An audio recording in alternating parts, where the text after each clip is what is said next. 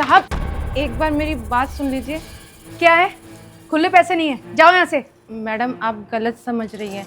एक बार आप मेरी बात तो सुन लीजिए, मैं क्या कहना चाहती हूँ क्या नहीं कहना चाहती। क्या गलत समझ रही हूँ?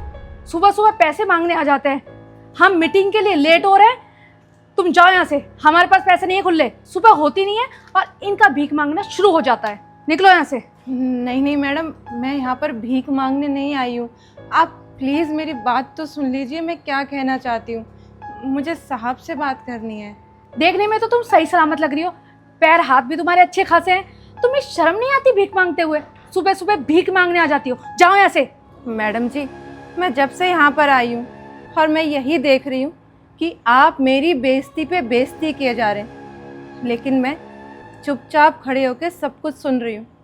मैंने आपसे क्या कहा कि मुझे साहब से बात करनी है, और आप हैं मुझे साहब से बात नहीं करने दे रही। एक बार मुझे बात तो करने दीजिए। निशा, एक बार मुझे सुनने तो दो, वो कहना क्या चाहती है मैं सुन लेता हूँ। क्या हो गया? सर मैं इनको बहुत अच्छे से जानती हूँ, इनका डेली का है, 1000-1200 डेली कमा लेते हैं भीख मांग मांग के।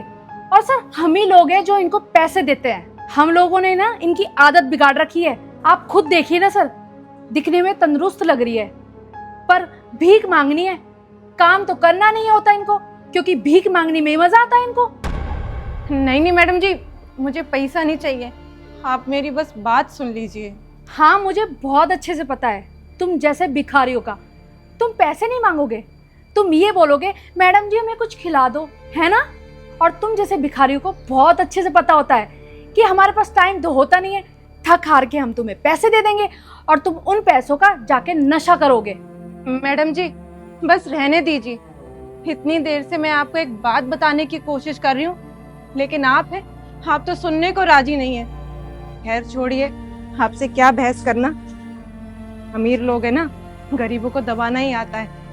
साहब आप ये पैसे पकड़िए। ये पैसे तो मेरे हैं ना? जी साहब, ये आप ही के पैसे। इतनी देर से मैं यहाँ पर खड़ी होके यही बताना चाह रही थी, लेकिन आपके साथ जो ये मैडम है ना, इनमें बड़ा ही घमंड है, हमारी बात सुनने को राजी ही नहीं है। और साहब आपकी जेब से तो ये पैसे गिर गए, आपको इस चीज़ की खबर भी नहीं। आपको याद है जब आप गाड़ी से बाहर आ रहे थे? साहब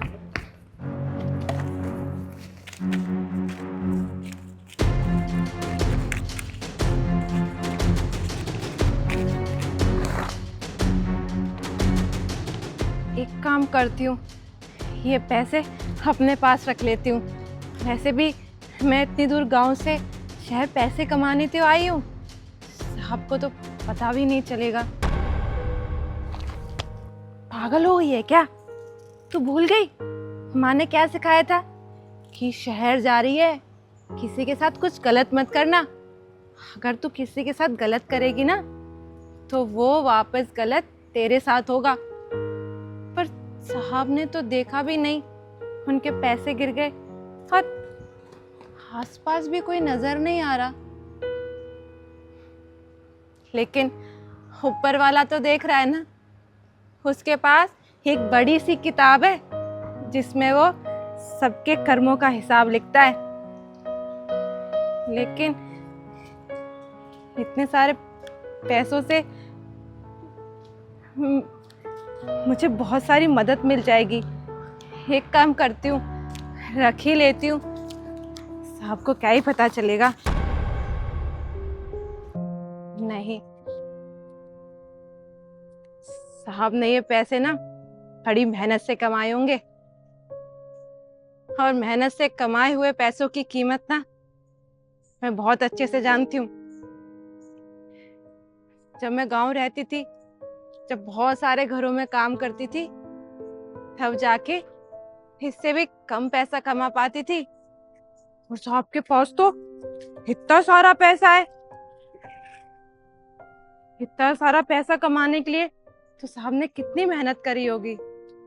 ना ना ना, मैं गलत नहीं करूंगी, मैं साहब को ये पैसे वापस कर देती हूँ। साहब, और यही बात मैं इतनी देर से मैडम जी को समझाने की कोशिश कर रही थी, लेकिन मैडम जी सुनने को राजी ही नहीं थी।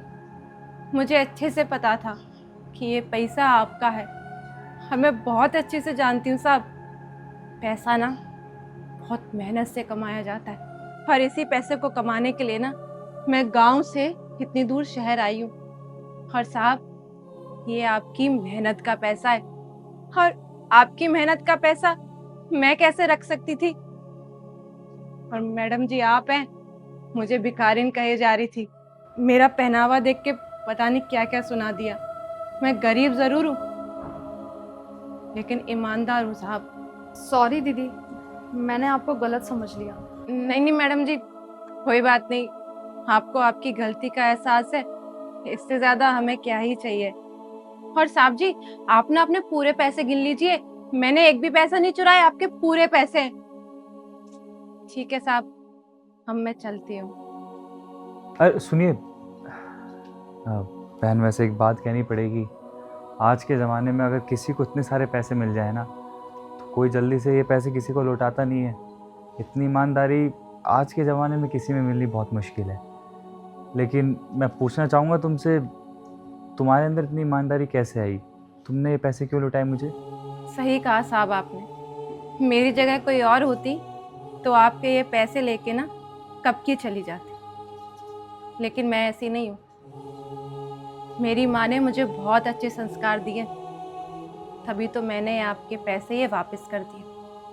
अगर मेरे अंदर अच्छे संस्कार नहीं होते ना, गंदे संस्कार होते या मैं बुरी होती तो आपके पैसे भी मैं लेके कब का भाग चुकी होती। लेकिन उससे क्या होता साहब, आपके पैसे मैं चुरा कर भाग जाती, कुछ दिन इन पैसों से अपना गुजारा करती, आखिर फिर ये पैसे खत्म हो जाते। और जब आपके पैसे गिरे थे ये बात आपको भी नहीं पता थी और न ही मैडम को पता थी। मैं चाहती तो ये पैसे रख सकती थी, लेकिन नहीं, मेरा मन गवाही नहीं दिया। जब हमें कोई इंसान नहीं देख रहा होता है ना, तब हमें ऊपर वाला देख रहा होता है। अगर आप किसी के साथ बुरा करोगे, छल करोगे, तो वो आपके पास वापस लौट कर आता है। तो फिर साहब मेरी ईमानदारी मुझे रोक नहीं पाई, इसलिए मैं आपके पैसे वापस देने आ गई। बिल्कुल सही कहा तुमने।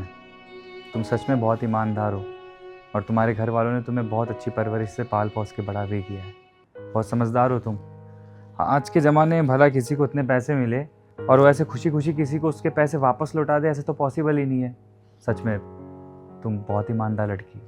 ठीक है साहब, अब आपको आपके पैसे वापस मिल गए ना, अब मैं चलती हूँ, काम भी ढूंढना है मुझे।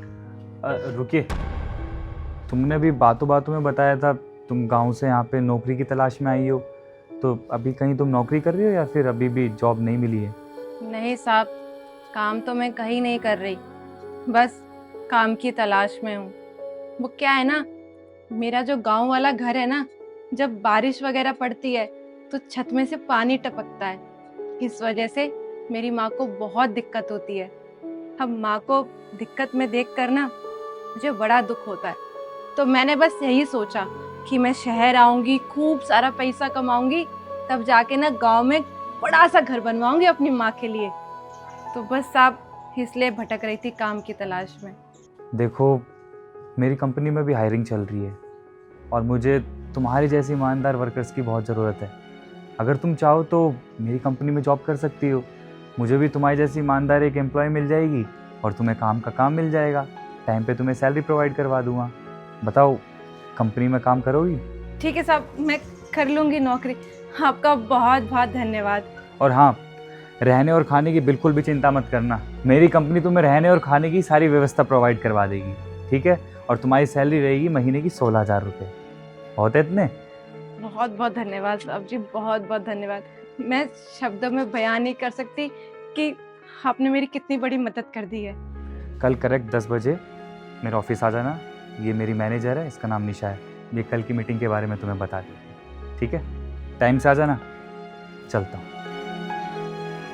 कहते हैं अगर किसी के साथ अच्छा करो तो आपके साथ भी अच्छा होता है।